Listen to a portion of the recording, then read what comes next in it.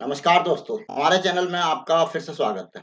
दोस्तों, 2 मई 2024 को Delhi high court में स्टेट बैंक के 50% पेंशन रेस्टोरेशन की हियरिंग थी।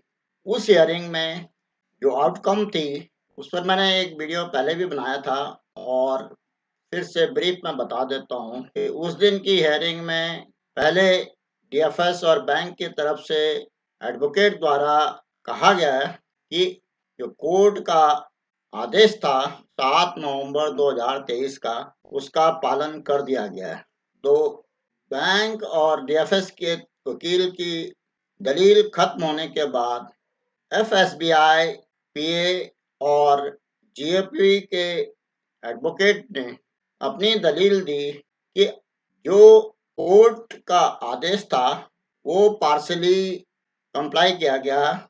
जो ग्रीवांसेस थे उनको पार्शली रिड्रेस किया गया है और बैंक ने केवल 10 नवंबर 2023 के बाद ही प्रोस्पेक्टिव डेट से यूनिफॉर्म पेंशन देने की बात की है, जबकि ये एनोमली 1 मार्च 1999 को क्रिएट हुई थी। तो इस एनोमली को उसी डेट से करेक्ट होना चाहिए और उस डेट के बाद जितने भी लोग रिटायर हुए थे उन सभी को उस डेट से ही बेनिफिट मिलना चाहिए, डेट ऑफ रिटायरमेंट। तो जब ये दलील एफएसबीआई और जेपी के वकील द्वारा दी गई तो ऑनरेबल जस्टिस द्वारा दोनों पक्षों को सुनने के बाद डीएफएस को और गवर्नमेंट को और बैंक को निर्देश दिए हैं कि वो अपना ऑब्जेक्शन 6 अगस्त 2024 तक फाइल कर दें और अगली जो हियरिंग की डेट होगी 6 अगस्त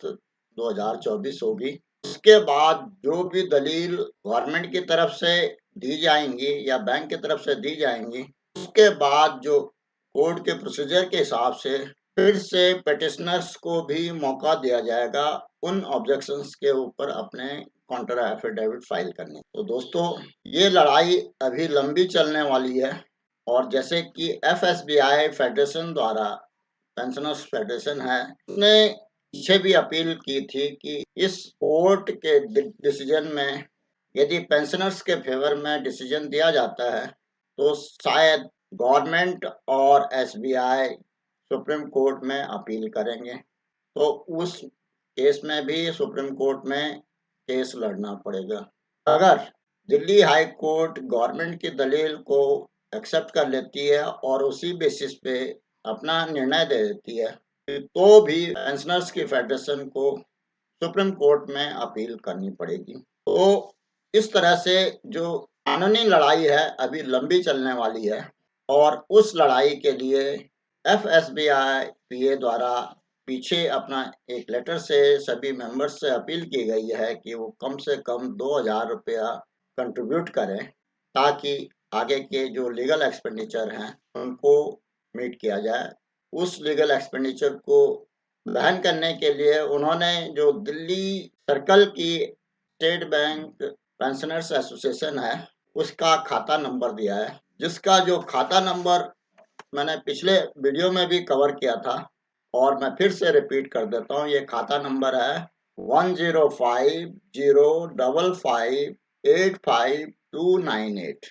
आईएफएससी कोड है SBIN 0015969। तो इस तरह से आप इस खाते में अपना कंट्रीब्यूशन भेज सकते हैं और कंट्रीब्यूशन भेजते समय ये ध्यान रहे कि आप जो ऑनलाइन पेमेंट करते हैं तो अदर्स वाला ऑप्शन ले करके उसमें जो डिटेल में आप डालेंगे उसमें अपना नाम और पीएफ आईडी अवश्य डालें ताकि वो एफएसबीआई ये के लेवल पे रिकंसिलेशन आसानी से हो जाए, क्या वो आइडेंटिफाई कर पाए कि किस व्यक्ति ने ये ट्रांजेक्शन की है। दोस्तों, एफएसबीआई पीए की इस अपील के बेसिस पे मैंने भी आज अपने खाते से 2000 रुपये ट्रांसफर कर दिया है और मुझे उम्मीद है कि मेरे श्रोता, मेरे जो पेंशनर साथी हैं एसबीआई के, सभी इस नोबल कॉज के लिए कंट्रीब्यूट करेंगे, क्योंकि एफएसबीआई फेडरेशन के पास कभी भी रेगुलर डोनेशन नहीं जाता, ना ही हम कोई पेंशनर्स मंथली बेसिस पे कंट्रीब्यूट करते हैं।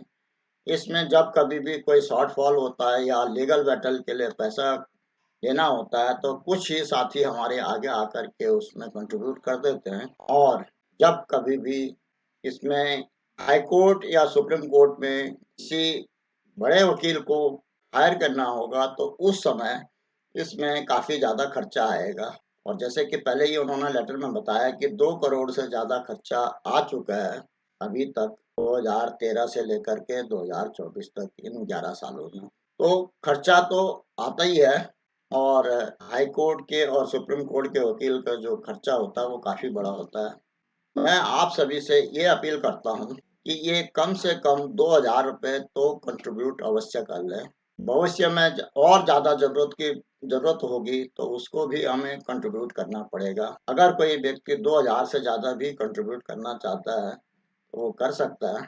इसमें जो बेनिफिशरीज हैं वो लगभग 90,000 से 1 लाख के बीच में होंगे। और जो साथी हमारे पिछले 20 साल पहले 25 साल पहले रिटायर हो चुके हैं उनको इसका बेनिफिट काफ़ी ज़्यादा पास ऑन हो सकता है अगर रिटायरमेंट डेट से ही ये यूनिफॉर्म पेंशन लागू हो गई तो मेरा ये मानना है कि इसमें अपना कंट्रीब्यूशन अवश्य करें। और आप सभी से अपील फिर से करता हूँ कि दिल्ली सर्कल का जो अकाउंट नंबर दिया हुआ है उस अकाउंट में आप अपना कंट्रीब्यूशन अवश्य भेज दें ताकि आगे के जो लीगल एक्सपेंसेस हैं उनको वहन करने में कोई ज़्यादा दिक्कत। और फेडरेशन एक अच्छा सा वकील भी हायर कर सकते हैं सुप्रीम कोर्ट में यदि ज़रूरत पड़ी तो। दोस्तों, आज के इस वीडियो में मैं इतना ही कहना चाहता था। आशा है इस वीडियो में दी गई जानकारी से आपको लाभ होगा और आपको पसंद भी आई होगी। अगर पसंद आए तो लाइक करें, साथ ही अपने दोस्तों में शेयर भी करें और कोई जानकारी चाहिए तो उसके लिए कमेंट करें। अभी दिल्ली हाई कोर्ट का जो 2 तारीख का ऑर्डर है वो सामने नहीं आया, वो पेश नहीं किया गया साइट पे हाई कोर्ट की। जिस दिन भी वो ऑर्डर हमें नज़र आ जाएगा तो उस पे मैं पूरी चर्चा करूँगा अपने वीडियो के माध्यम से।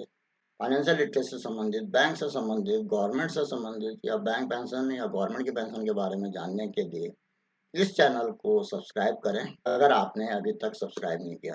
नए नए वीडियो के जल्द नोटिफिकेशन के लिए बेल आइकन दबाना ना भूलें। वीडियो को अंत तक देखने के लिए धन्यवाद। जय हिंद, वंदे मातरम।